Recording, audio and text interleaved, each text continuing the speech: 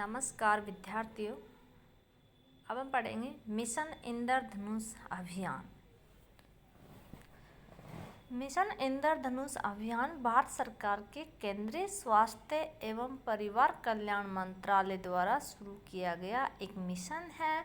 इंद्रधनुष के 7 रंगों के समान इस मिशन इंद्रधनुष का मुख्य उद्देश्य सन 2020 तक उन सभी बच्चों का टीकाकरण करना है जिन्हें टीके नहीं लगाए गए हैं या जिन्हें 7 तरह की बीमारियों को रोकने वाले टीके सही तरह से नहीं लगे हैं। ये मिशन 25 दिसंबर सन 2014 को केंद्रीय स्वास्थ्य मंत्री जेपी नड्डा द्वारा सुशासन दिवस गुड गवर्नेंस डे के अवसर, जो कि भारत के फ्रीडम फाइटर स्वर्गीय श्री मदन मोहन मालवीय जी की जन्मतिथि तथा भूतपूर्व प्रधानमंत्री श्री अटल बिहारी वाजपेयी जी का जन्म दिवस पर लॉन्च किया गया था।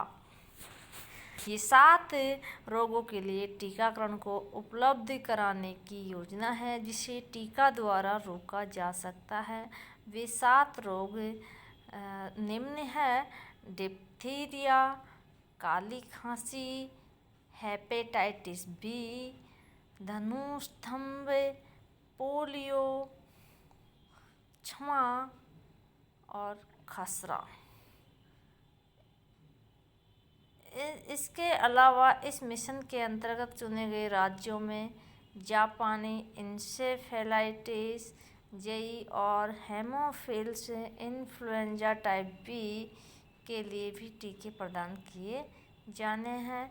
मिशन इंद्रधनुष का पहला चरण। मिशन इंद्रधनुष के पहले चरण के लिए भारत सरकार द्वारा पूरे भारत के 28 राज्यों के 201 जिलों में से ऐसे बच्चों की पहचान की गई जो कि आंशिक रूप से इम्यूनाइज्ड और अनइम्यूनाइज्ड है। मिशन इंद्रधनुष के पहले चरण की शुरुआत 7 अप्रैल सन 2015 को हुई थी, जो कि 1 हफ्ते से ज़्यादा तक चली।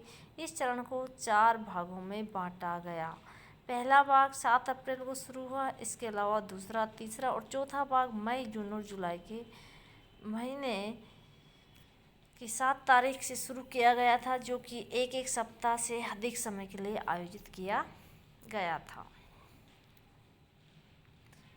मिशन इंद्रधनुष का दूसरा चरण।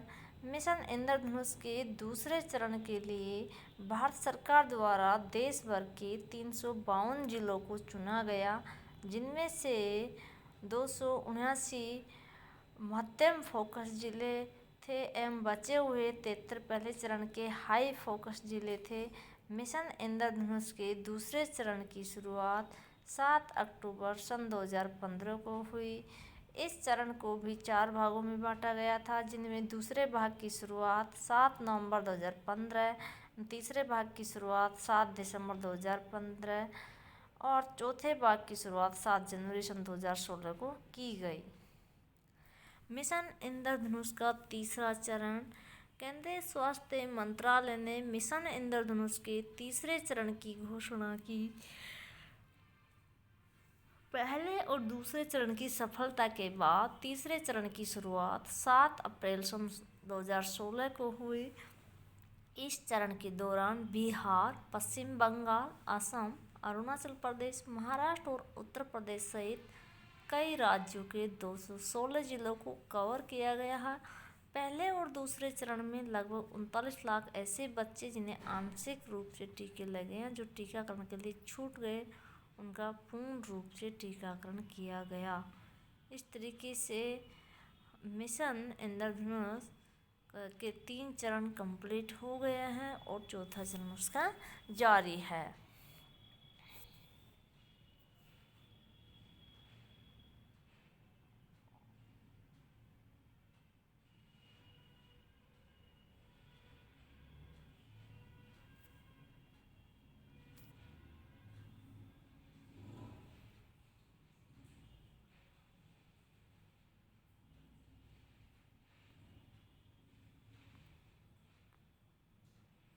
अब हम देखते हैं अटल भूजल योजना।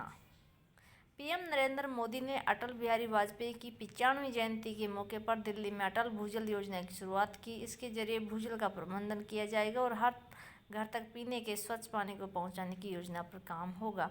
अटल भूजल योजना को 12 दिसंबर को ही वर्ल्ड बैंक की ओर से मंजूरी मिली है। 6,000 करोड़ रुपए की लागत वाली इस परियोजना में 50% हिस्सेदारी भारत सरकार की होगी, जबकि आधा हिस्सा वर्ल्ड बैंक की ओर से खर्च किया जाएगा। अटल भूजल योजना के तहत प्राथमिकता वाले क्षेत्र। इस योजना के तहत पहचान किए गए प्राथमिकता वाले क्षेत्रों में गुजरात, हरियाणा, कर्नाटक, मध्य प्रदेश, महाराष्ट्र, राजस्थान और उत्तर प्रदेश शामिल है। ये राज्य भारत के कुल भूजल के दोहन के संदर्भ में 25% प्रतिनिधित्व करते हैं, जहाँ अत्यधिक दोहन वाले, अत्यधिक जोखिम तक कम जोखिम वाले ब्लॉक है। योजना के बारे में वर्ष 2016-17 के केंद्रीय बजट में राष्ट्रीय भूजल प्रबंधन सुधार योजना, national ground water management improvement programme की घोषणा की गई थी। मई 2017 में व्यय वित्त समिति द्वारा इस योजना को बंद कर दिया गया था, लेकिन बाद में इस योजना को अटल भूजल योजना के रूप में पुनः नामकरण कर फिर से शुरू किया गया। इस योजना का क्रियान्वयन जल संसाधन, नदी विकास और गंगा संरक्षण मंत्रालय, ministry of water resources, river development and Ganga rejuvenation द्वारा किया जा रहा है। अटल भूजल योजना का उद्देश्य सामुदायिक भागीदारी के माध्यम से देश के प्राथमिकता वाले क्षेत्रों में भूजल प्रबंधन में सुधार करना है। इस योजना में विश्व बैंक और केंद्र सरकार की हिस्सेदारी 50-50 है। ये योजना गुजरात, महाराष्ट्र, हरियाणा, कर्नाटक, राजस्थान, उत्तर प्रदेश और मध्य प्रदेश में जल की कमी वाले क्षेत्रों हेतु प्रस्तावित है। इस योजना के अंतर्गत इन प्रदेशों के 78 जिलों, 193 ब्लॉकों और 8,350 ग्राम पंचायतों को शामिल किया गया है। केंद्रीय भूजल बोर्ड की विगत वर्ष की रिपोर्ट के अनुसार देश के 6,584 भूजल ब्लॉकों में से 1,034 ब्लॉकों का अत्यधिक उपयोग हुआ है। सामान्यतः इन्हें डार्क जोन, पानी के संकट की स्थिति कहा जाता है।